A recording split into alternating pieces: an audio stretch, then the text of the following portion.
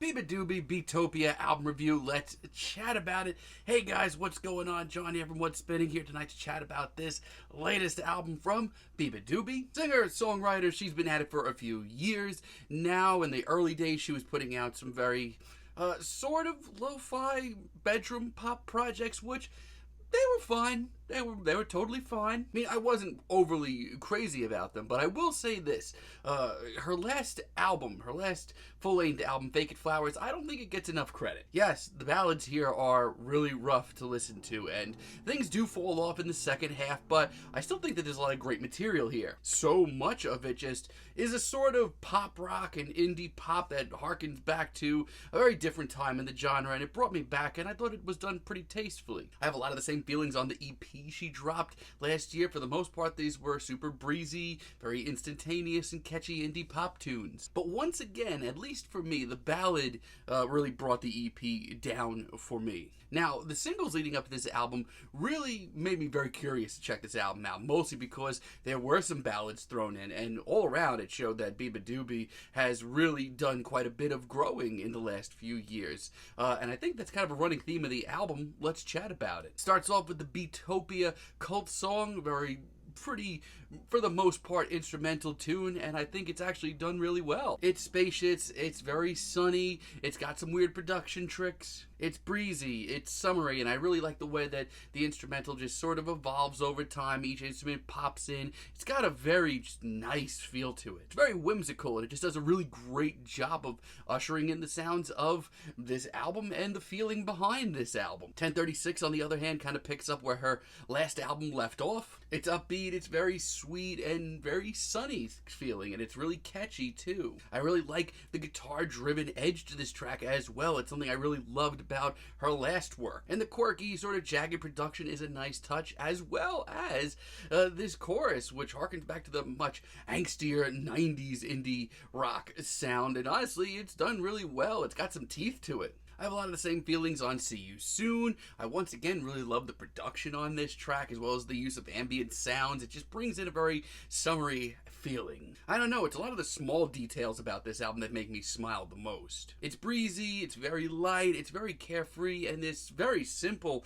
but really memorable chorus just works really well. And I have to commend her, because this is the kind of track that I was worried that I wouldn't like this time around. This is the kind of track that would have shown up on Fake It Flowers, and I would have hit the skip button. She's done some growing. I really love the perfect pair as well. This one has sort of a bossa nova riff to it. And her performance on this track is nothing short of charming. On a lot of these tracks, I feel like I'm just getting to know her much more as an artist. And the increasingly personal, very emotional lyrics makes you want to come back for seconds. This album is pretty nice. For another very good, very solid stripped down ballad, look no further than Broken CD. It's so personal, it's so emotional. Her vocals on this track alone really hit me hard. And it picks up into a really quaint, very bubbly tune. I like this track a lot. I mean, if there is some sort of teen drama that's coming out on Netflix or Hulu or something looking for a theme, look no further, and that's not a bad thing. Now, while this album is an overall improvement, I still think that Beabadoobee has a little room to grow. Like Sunny Day, I'm sorry, this is a little too sunny and breezy for my liking. Like I said, a lot of her music plays from, different genres of the 90s. That's been her thing for quite some time now. It's very, very retro sound at times.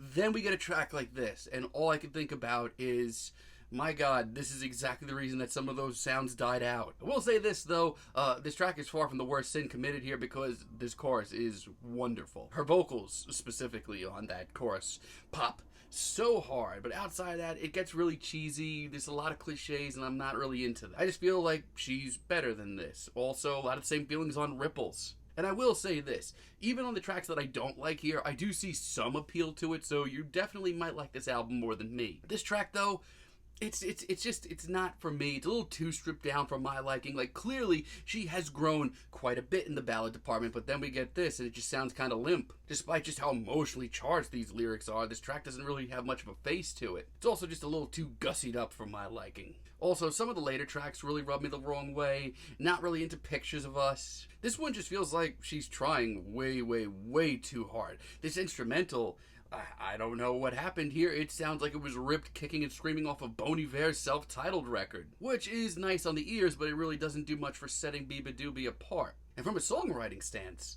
what happened here? This is just a major backstep. It reminds me of some of the worst moments on her last album. Fairy Song as well, it's a little too light and fluffy for me. Look, once again, clearly she has worked on her ballads because there's quite a few that I haven't gotten to yet that are really, really well done. But right about now, I hear Fairy Song and I kind of miss the more guitar-driven direction that we were at earlier. I don't know where that's run off to. And the synths here are actually a really nice surprise. But outside of that, I'm not feeling this one. I'm really not. Not only that, but the production on this track is really unflattering. And Don't Get the Deal is tough. I'm kind of torn on this one. I mean, the first minute and a half, I'm sorry, this track is just ugly. Especially just, I don't know, this instrumental. I don't know what happened to it. It just doesn't sound good. And the dual vocals, at least for the first minute and a half, really unflattering stuff. I mean, the second half of this track, once it picks up, is a lot better. There's some teeth to it, but it was just rough getting through that, man. It ends up being okay at the end of the day, but it just reminds me of the slippery slope that we have here. Outside of that, though, I really feel like I'm getting to know her as an artist so much more from this album. I personally needed a track like Talk. It's a little sloppier, it's a little rough around the edges, it's a little crunchy. It's got a much heavier riff, and it gets pretty wound up by the chorus. This thing has got some teeth to it. This is a great sound for her. It's a great balance of where she was on her last project, where she's going in the future, and for my liking, I think it's the track of the album. And Lovesong is one of the singles that made me review this album. At the end of the day, when it came to the singles, this one excited me so much because it proved to me that Beabadoobee had done what I wanted her to do the most, and that was master the ballad. And this is a good one. It sounds just like it came so naturally to her, which is something I always love, and it's absolutely gorgeous and sentimental and sweet and universal as well. I also do really love Tinkerbell is Overrated featuring Pink Panthers. This one, instrumentally and production wise, it's really cool because we see a lot of different elements going into this. The production is a little hazy, and as far as the track goes, it's a quaint, very sweet and kind of quirky ballad. These two have a lot of great chemistry together. It just makes me feel just really warm and fuzzy inside, and by the time that it picks up into a sort of synth pop anthem, you know, I'm already sold. It's a really unique sound and a very solid experiment. And this album ends off with You're Here, That's the Thing. This is adorable. It may not be my favorite stripped down moment from here, but it is just so sweet. And like I said, adorable. It's just so cute and fluffy and warms my damn heart. Like, if you have a special someone and you're making a playlist, this one better be on there, folks. Overall, I do like this album, you know, quite a bit. I think I like it more than Fake It Flowers. Clearly, she's done a lot of growing in the last few years. She mastered the ballad. It's obvious, because there's a lot of this album that is just really great ballads. And yes, sometimes I do miss the more guitar-driven direction of her last work. Also, at the same time, there are some tracks on here that just seem really unfocused and get ugly really fast, but still, she's done a lot of maturing. I feel like I'm getting to know her as an artist, and I'm excited to see what she does next. For now, feeling a decent 7 on this album. Let me know what you guys think down below. If you liked the video, be sure to give us a like, give us a subscribe, and let me know down below what you would like for me to chat about in the future. And until next time, have a great day, friends.